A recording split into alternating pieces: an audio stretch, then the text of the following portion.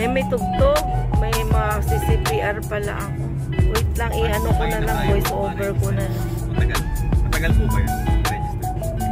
Madali lang. Kung depende kung kundi lang yung nabili. Ayan guys, ito yung coastal. O, di ba maganda yung side na yon kasi may mga puno.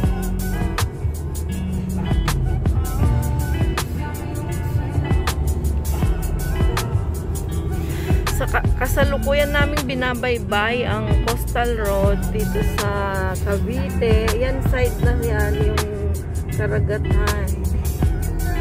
Kaya nga naging coastal road sa Bay. Ay nako.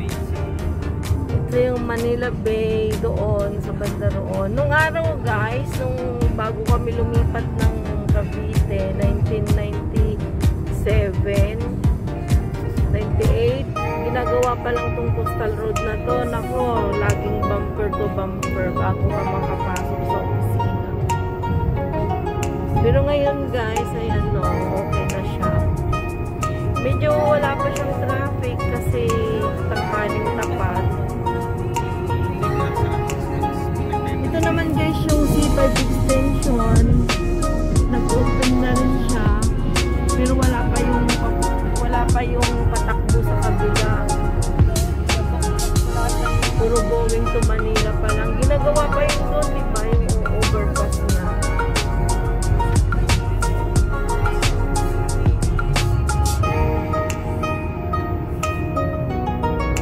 Anong minimum dito sa ano coastal? 80?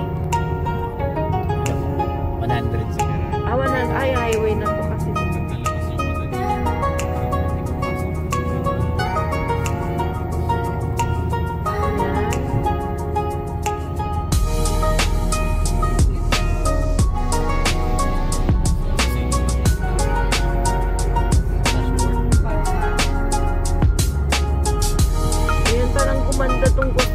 Gawa ng mga bulaklak sa gitna. Karoon ng Green Revolution.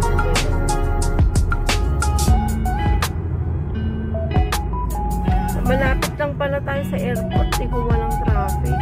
Ayan guys yung toll gate.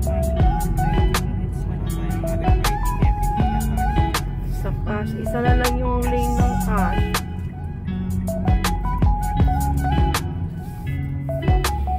Since wala pa kaming RFID, kaya kami pumisira dito sa cash lane.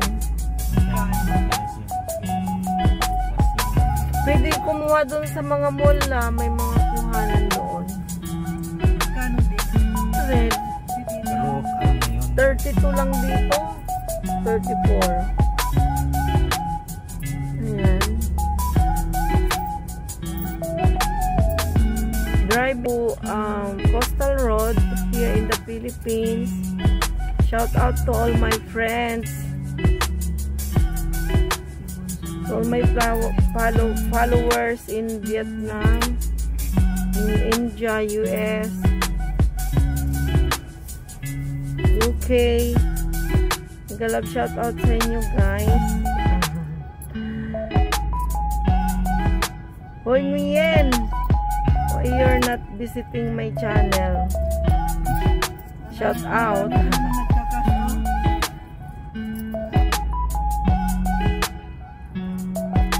Sa aking mga friends, sa mga diwata, kay Mami MJ, Ancho Papi, may shout out sa inyo.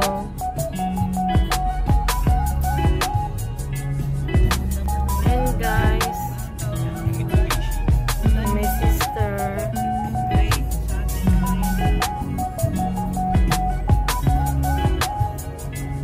traffic. Tanghaling tapat pero traffic na dito guys. Only in the Philippines. Pero marami din namang lugar sa buong mundo na may mga traffic. Hindi lang naman Philippines.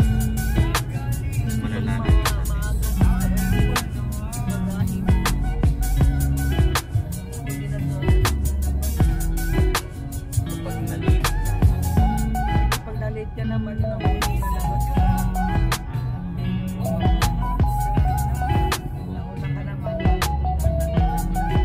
Ayan Ayan guys, malapit na tayo dito sa ano, Pasay. Ayan na, naglilitawan na yung mga buildings.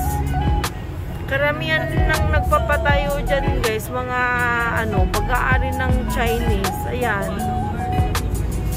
Pero wari ko, unti-unti nang umaalis yata yung mga Pogo. Kasi yung isang project ko dyan, dati Pogo ang nagre-rent. Ngayon wala nang Pogo.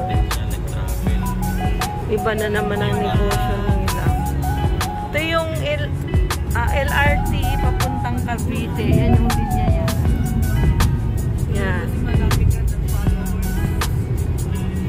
Content siya. Siyempre, pag tayo pupunta, ano ba yung experience nila?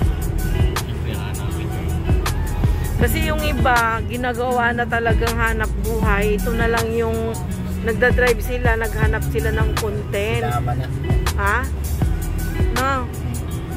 Naghanap na sila ng content, mga ganon. Ito na. Ayan guys, yung LRT station, yung going to Cavite. Ayan guys, oh. Nag-travel kasi yung content. Travel. Punta ka lang ng mga ano, mga Karamuan.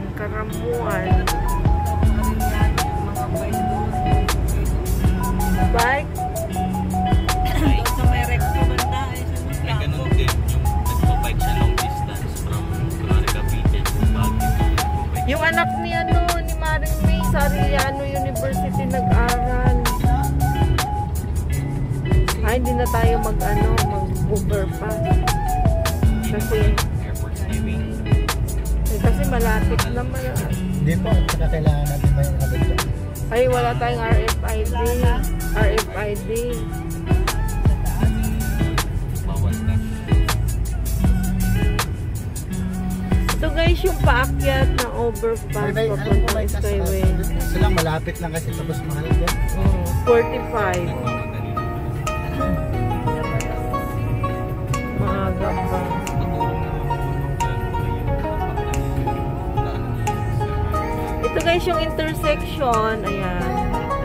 Ito yung papuntang Macapagal. Ito yung papuntang airport. Ninoy Aquino International Airport.